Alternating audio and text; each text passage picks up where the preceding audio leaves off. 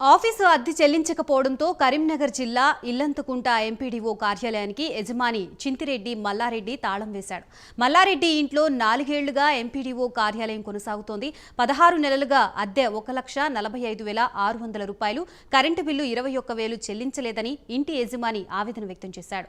MPDO Venkateshwar 3 రోజుల్లో కిరాయి చెల్లిస్తామని హామీ ఇవ్వడంతో యజమాని తాళం తీశాడు. సాంది అడుక్కుంటా పోతాను, రోజు అడుక్కుంటా పోతాను, నెల కడుగుతాను, నెల కంటాను, ఇత్తా అని కూడా పోతాను.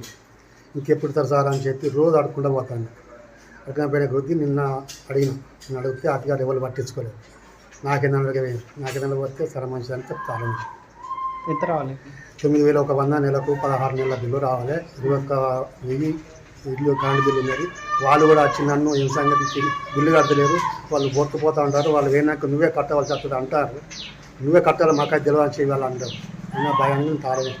కిరాయి పైసలు ఆనాడు సాంది అడుక్కుంటా పోతాను, రోజు అడుక్కుంటా పోతాను, నెల కడుగుతాను, నెల కంటాను, ఇత్తా అని కూడా పోతాను. ఇంకెప్పుడు సార్ అని చెప్పి రోజు అడుక్కుంటా పోతాను.